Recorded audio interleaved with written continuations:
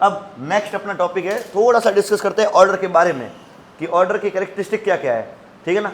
सबसे पहली बात, ऑर्डर क्या था याद करो थोड़ा सा। कि अगर कोई रिएक्शन आर से पी जा रही है, मान लो रिएक्टेंट से क्या बन रहा है, प्रोडक्ट,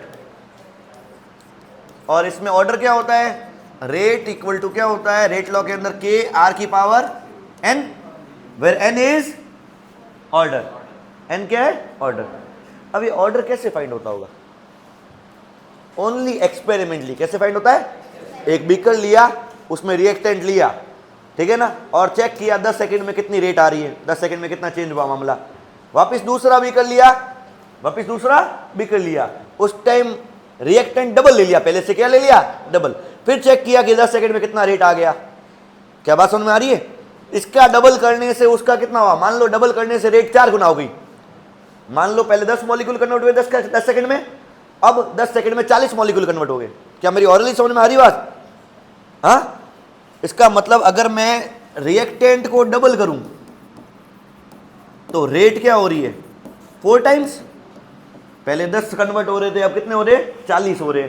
क्या ये बात समझ में आ रही है। रिएक्टेंट को डबल करने से क्या हो गया, 4 टाइम्स हो गई रेट। अच्छा, रिएक्टेंट को डबल करूंगा, 2 करूंगा, ये 4 कैसे हो सकता है जब पावर कितनी हो, 2। बात समझ में आ रही। इस तरह से ऑर्डर निकाला जाता है। अब क्या ऑर्डर हमेशा होल नंबर में होगा, हो सकता है कभी कभी रिएक्टेंट को डबल किया और रेट बढ़ गई 1.3 टाइम्स।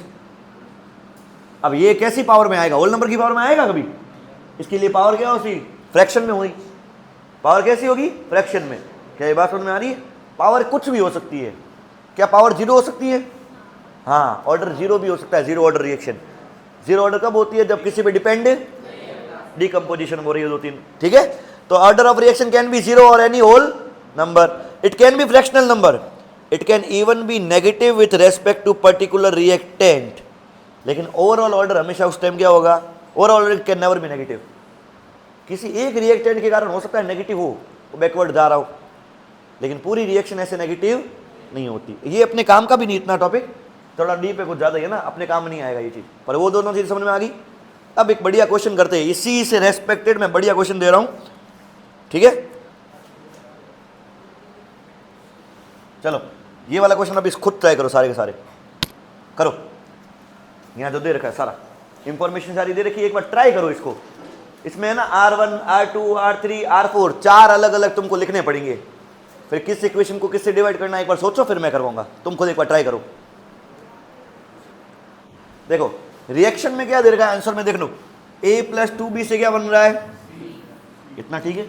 4 अलग अलग एक्सपेरिमेंट किए। एक बार B कर लिया, A की कंसंट्रेशन 0.2 मोलरिटी ली और B की कंसंट्रेशन 0.3, ये सब मोलरिटी में है।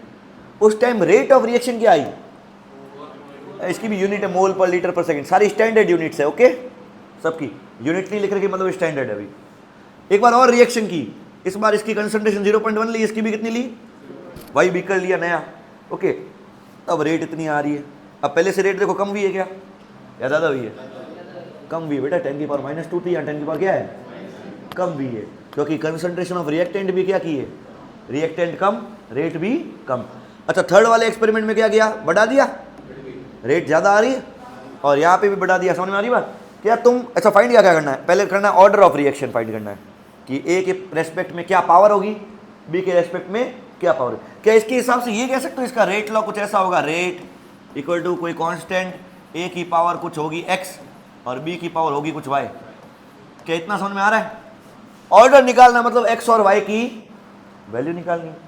क्या समझ में आ रहा है। ये टेबल से सारा इंफॉर्मेशन निकालना है। उसके बाद क्या निकालना है, रेट लॉ लिखना है और ओवरऑल ऑर्डर बताना है प्लस करके, एंड में निकालना है रेट कांस्टेंट के भी निकालना है। तो ऐसे क्वेश्चंस को सॉल्व कैसे किया जाता है देखना। सबसे पहले मैं फर्स्ट एक्सपेरिमेंट के हिसाब से लिख दूं, R1 जो था, फर्स्ट वाली R1 की वैल्यू ये है, rate of reaction in the first experiment की वैल्यू यही है, ओके। R1 के हिसाब से क्या लिखूंगा, K, कंसंट्रेशन कितनी है A की बताओ, 0.2 आ गई, पावर x, B की कंसंट्रेशन पावर y। क्या ऐसे R2, R3, R4 लिख सकते हो। तो एक बार फटाफट सारे लिखो। R2 क्या हो जाएगा, K 0.1 की पावर x और 0.1 की पावर y। R3 देखो, K 0.4 की पावर x, 0.3 की पावर y। R4 देखो,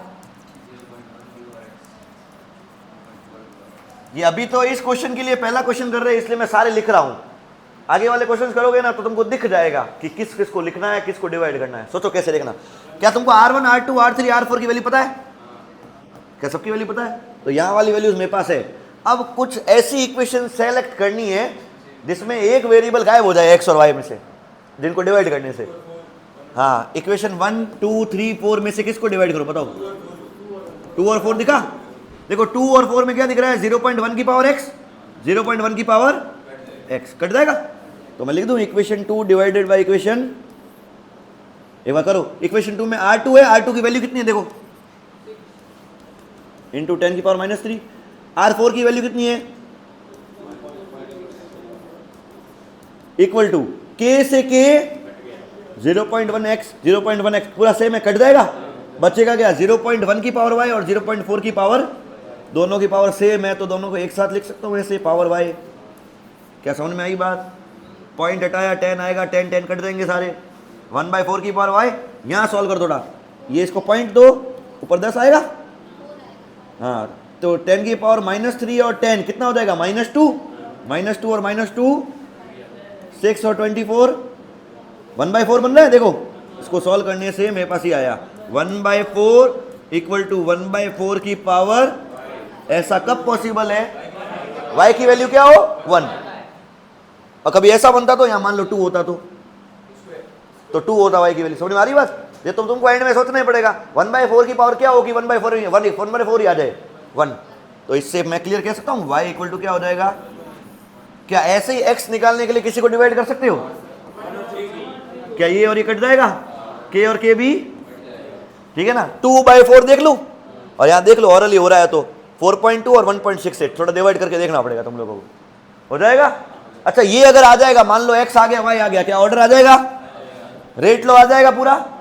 अब k निकालने के लिए क्या करना है? कोई भी एक इक्वेशन ले लेना, कोई भी उसमें वैल्यू पुट कर दो, इसमें रख दो, ये 0.1 आसान है थोड़ी। इसमें x की वैल्यू दे, y की वैल्यू, ये वैल्यू दे रखी है। क्या k एक ही वेरिएबल बचेगा? क्या फाइंड हो सकता है? अब कर लो खुद से।